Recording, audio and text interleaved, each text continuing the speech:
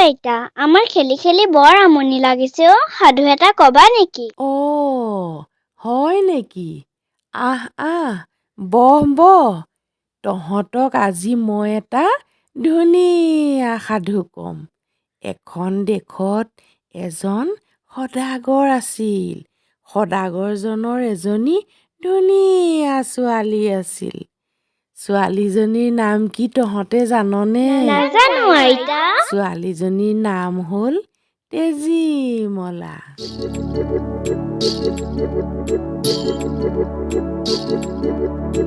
গুলপীয়া গাল দুখনি লৈ ঘিঁদুৰীয়া ওঠ দুখনি লৈ কাৰ বাবে নুৰৈ আছকৈ তই কাৰ পৰাণৰ জুই কবিকৈ তই বুজিবগেচোন পৰা নাই আমি।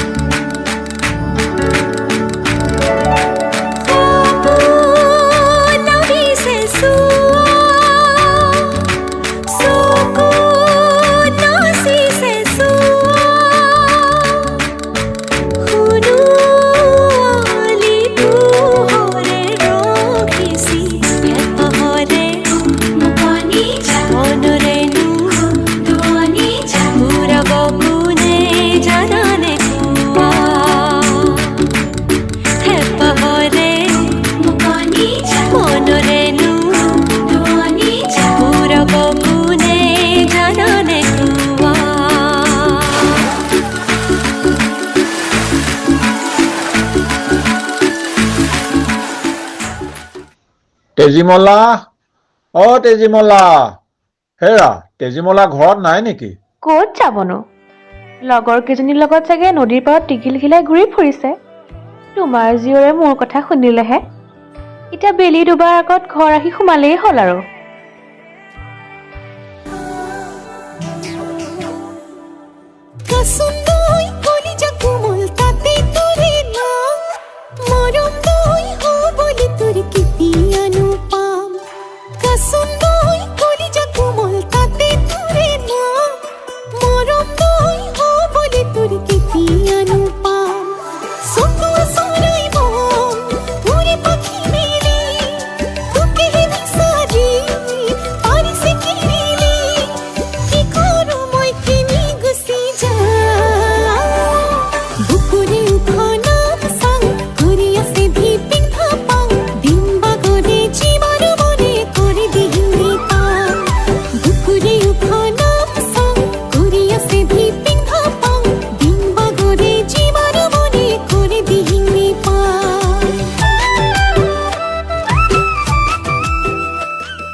এদিনাখন সদাগৰে বহুত দিনৰ কাৰণে বেপাৰ বাণিজ্যৰ বাবে দূৰলৈ যাব লগা হ'ল।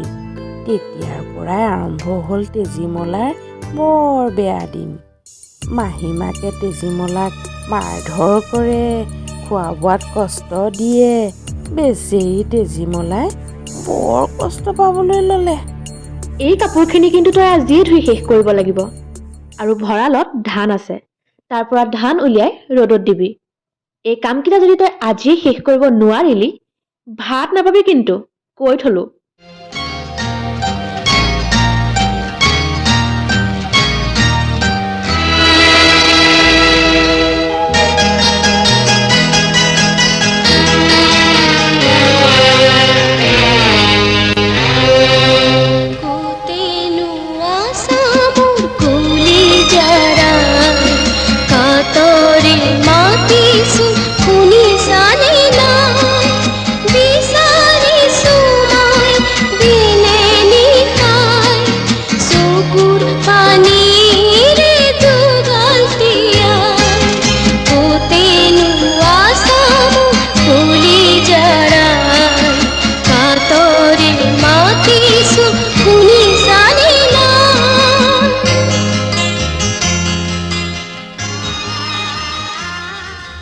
তেজীমলা, বিয়ালৈ যাবি নেকি আই? যাম আই। এইযোৰ ল, এইযোৰ মোৰ আয়ে দিয়া কাপোৰ। বিয়াত তই এই সাজেই পিন্ধিবি। চাবি কিন্তু কাপোৰযোৰৰ যাতে একো নহয়। হ'ব আই। আইতা, তেজীমলাক যদি মাহীমাকে ইমানেই বেয়া পাইছিলে তেনেহ'লে পাটৰ কাপোৰ জানো কিয় দিলে? ৰহ আকুৰিজনী, কাপোৰযোৰ মাকে এনেই দিয়া নাই নহয়। কাপোৰযোৰত মাহীমাকে অঙঠা, নিগনি এয়া মনে মনে সোমোৱাই দিছে। সৰ্বনাশ, কাপোৰযোৰ দেখোন নিগনিয়ে কুটিলে। মাহীয়াক মই এতিয়া কি ক'ম? সখী, আয়ে গম পালে কি হ'ব? একো নহয় দিয়া সখী, তোমাৰ গাততো অকণো দুখ নাই। নিগনিকেইটাইহে কাপোৰযোৰ কুটিছে। আয়ে বুজি পাব দিয়া, তুমি চিন্তা নকৰিবা। তুমি মোৰ এই কাপোৰ সাজ লোৱা। এই কাপোৰ সাজে তোমাক যে বৰ ধুনীয়া লাগিব। বাহ, আজি তোমাৰ বিয়া, খুব ফূৰ্তি কৰিম দেই। ঐ ঐ, লাজ লাগিছে নেকি? লাজৰে উৰণি ফুৰি পৰে আজি, তৰা আহিব বুলি বুকু উঠে কবি। মনৰে পদূলি উদুলি মুদুলি, মন প্ৰজাপতি যায়ৰে গুচি, আয়তিৰে উৰুলি কুমুনি, ঐ আয়তিৰে উৰুলি কুমুনি।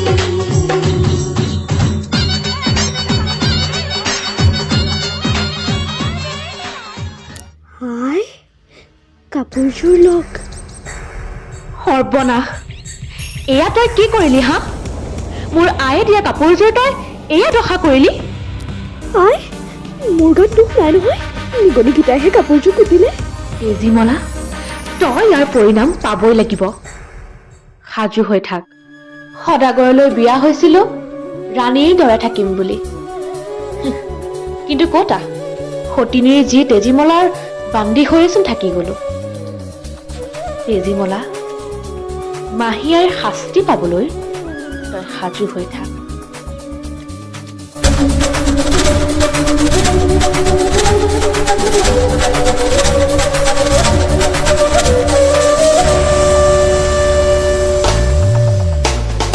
বুকুৰে দহন, বুকুৰে দহন, দৃষ্টিয়ে নেপাই ঢুকি অতিকে গোপন। মিছাতে হাঁহিছো ঢাকি আৱৰণ, বিবেক আৱেগৰ চলে মহাৰণ। নিয়তিৰ হাতোৰাই কৰে আস্ফাৰণ, প্ৰতিজনে প্ৰতিক্ষণ ভুগিছে পীড়ন। দহন, অবিৰাম দহন, যন্ত্ৰণাৰ কেতিয়াও উপশম। তেজীমলা, ঢেঁকীশাললৈ ব'ল, ধান বানোগৈ। আই, ইমান ৰাতি আমি ধান বানি? আই ঐ দেহি, মোৰ সোণজনীৰ কেঁচা টোপনি ভাঙিলো হ'বলা। এতিয়া আয়া, মই ঢেঁকী দিম আৰু তই ধান বোৱাই দিবি।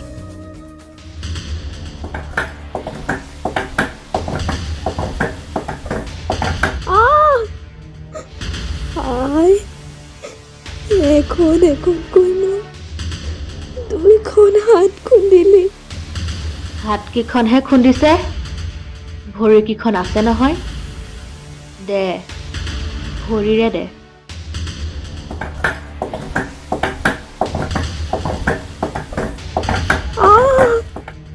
আই, মোৰ ভৰি দুখনো খুন্দিলি। একো নহয় অ' সোণজনী, তোৰ মূৰটো আছে নহয়। দে, মূৰটোৰে দে। আই, মোক নামাৰিবি আই, মোক নামাৰিবি।